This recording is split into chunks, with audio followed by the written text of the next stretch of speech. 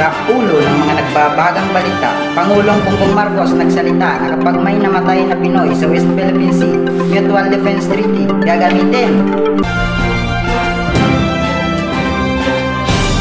Klase sa mga pampublikong paaralan para sa school year 2023 to 2024, matatapos tayong Mayo 31. Senador Win Gatchalian gustong dagdagan ng mga mapagkukunan ng supply sa gitna ng krisis sa tubig ngayong El Nino.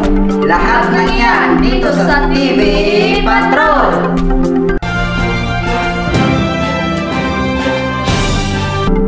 May pakiusap ang ilang pasahero at driver ng tricycle, e-trike at e-bike ngayong titikita na sila kapag nahuling dumaraan sa National Road sa Metro Manila. Nakatutok dyan si Cristela. Mark, magandang umaga sa iyo. Mula ngayong araw, ang mga nahuling e-bike, pick-up at iba pa na namamasada o bumabaybay sa mga National Road sa Metro Manila, maraming namamasada ang nakikiusap sa gobyerno na i-reconsidera muli ang utos na yan dahil sila ang nawawalan ng hanap buhay. Nagpapatrol, Crystal Ann. Mark, balik sa iyo.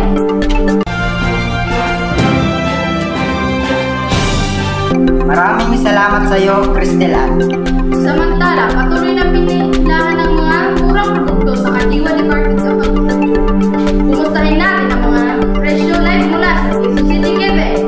Rodeline, good morning. Murang mga pansahog, mga pang-ulam from the market quality. Ito'y mabibili dito sa Kadiwa Market, Department of Agriculture sa Electrical Road dito sa Quezon City. Nagpapatrol, Kevin. Mark, balik sa iyo.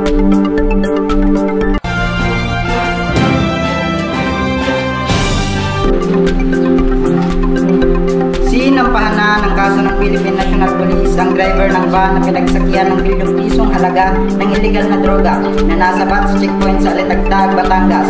Kasong paglabag sa Section 5, Article 2 o Transportation ng Illegal Drugs sa ilalim ng Republic Act 9165 o Comprehensive Dangerous Drugs Act of 2002. Ang haharapin ng suspect na si Ahalon Michael Zarate. Kasama sa patuloy pang inaalam ng PNP kung sino-sino ang kasabwat ng salarin habang natapos naman ang inventory ng mga ebidensya at na-turn over na sa Philippine Drug Enforcement Agency o PDEA. Iniyak ni Pangulong Marcos Jr. na gagamitin ng Amerika ang Mutual Defense Treaty o MDT sakaling may mamatay na servicemen dahil sa pagiging agresibo ng China sa West Philippine Sea. Sinabi ni Marcos na forum ng mismo si US Secretary of State Lloyd Austin ang nagtiyak sa kanya na gagamitin ang MDT. Inihimak ni Senador Win Gatchalian ng gobyerno na maghanap ng mga potensyal pupunan ng tubig upang matugunan ang kakulangan ng supply sa gitna ng patuloy na El Nino weather phenomenon.